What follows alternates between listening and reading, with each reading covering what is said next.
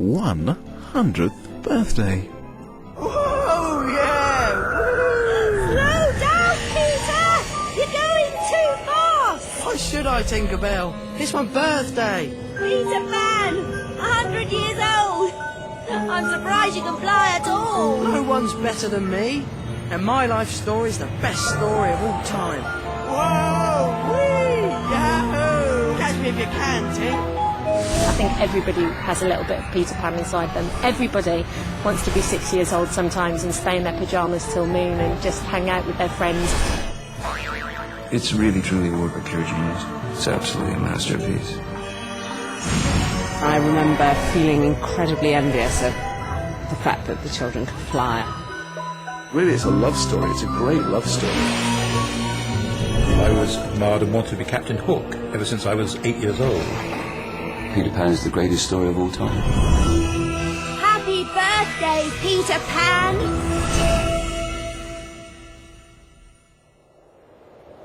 I'm the busiest superhero ever. I've been in plays, books, there have been movies, records, and hundreds of pantomimes, even video games. So where are we going, superhero? Back to 1904, when Peter Pan was born. You mean when the play was written? No, I mean when it all began. If you ask your mother whether she knew about Peter Pan when she was a little girl, she will say, "Why, of course I did, child." If you ask your grandmother about Peter Pan when she was a girl, she also says, "Why, of course I did, child." This shows that Peter is ever so old, but he is really always the same age, so that does not matter in the least. Everyone knows my story. I'm the boy who never grew up, who took Wendy and her brothers to Neverland, where we fought Captain Hook and the pirates. It's my story too. It's my birthday. Okay, this is the plan. Good night. We're taking these kids on a journey about my life. It's all about me. Ready with the magic dust, Tink? Here goes.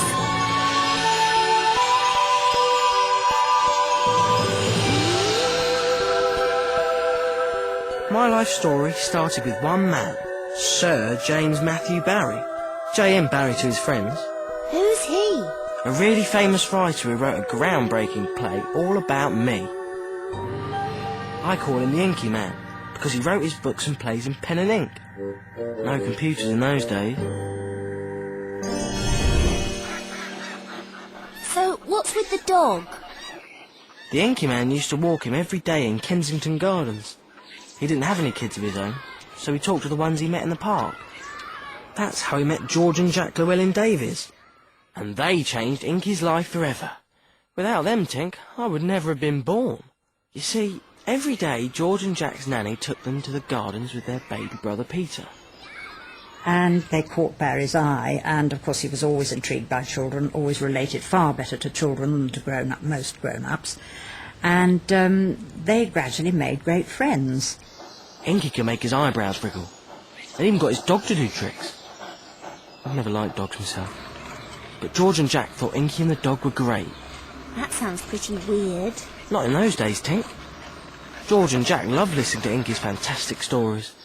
And remember, this was 100 years ago. Grown-ups hardly ever talked to kids. They were supposed to be seen and not heard. You mean they had to creep about on tiptoes? Nah. But kids like the Davis boys spent most of their time in the nursery or with their nanny, and only saw their parents once or twice a day. No wonder they loved listening to the Inky Man. And at some point, Barry in fact started telling George in particular a story about his baby brother Peter, who at night would often fly out of the window and go off to Kensington Gardens and have a few adventures with the fairies, and then pop back before dawn, except for the day when he came back and found the windows barred. So he becomes the spirit of Kensington Gardens. Of course, back then I was only someone in stories that Inky made up with George.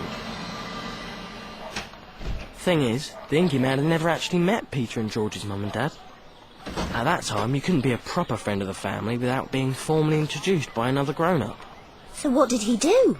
He got a lucky break.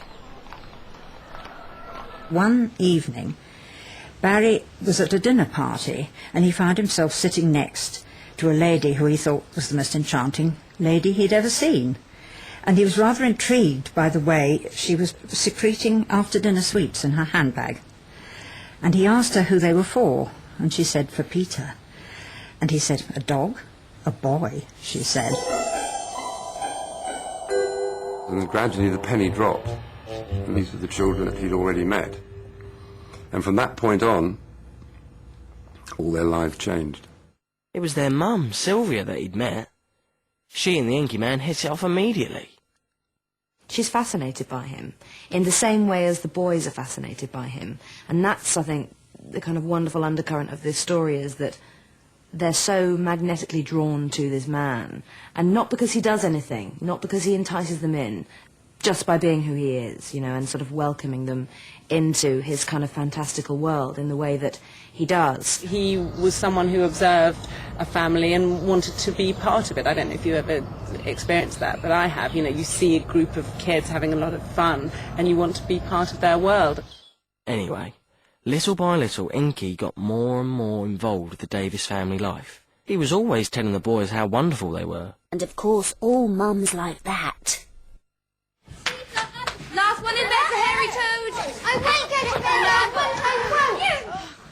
I'm afraid I've grown hopelessly lax in my discipline. Nonsense. Young boys should never be sent to bed. They always wake up a day older. And then before you know it, they're grown. It is a love story, but it's a love story between J.M. Barrie and the whole family. But I think it must have been very hard for my grandfather, hard for Arthur. And he would come home from a hard day's work to find this strange little Scotsman, you know, sitting at the nursery table with the boys, even going upstairs and saying prayers with the boys. I mean, that must have been rather hard to take.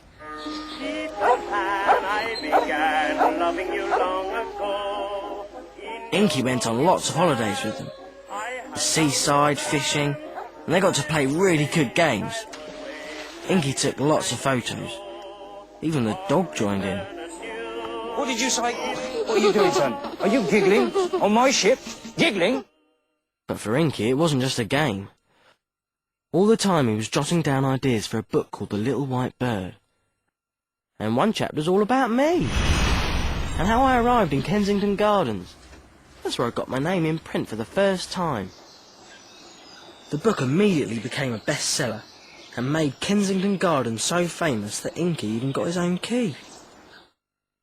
By now there were 2 more boys in the Davis family, Michael and Nico. That's practically a football team. 5-a-side maybe, and the Inky Man was like an uncle to them. They even called him Uncle Jim. But none of the boys knew what he was planning to write next.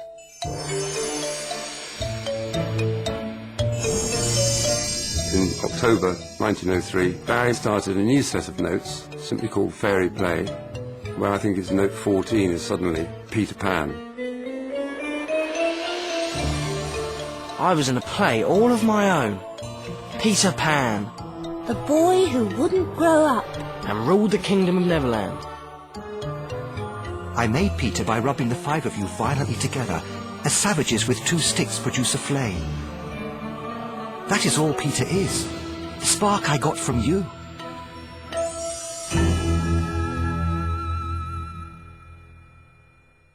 Big shot Broadway producer Charles Frohman knew the Inky Man was onto something brand new. A play for kids and grown-ups. It had never been done before. He put me straight into the Duke of York's Theatre in the West End of London. My play was so new that the actors took loads of rehearsal to get things right. Especially the dog. First you get the pyjamas, then you make the bed. With my paws? You make the bed with your paws, the pyjamas you get with your teeth. Because in fact, being a dog, you haven't any proper digits, have you? Well, I don't have any teeth either. Can we get him some teeth? You can have mine.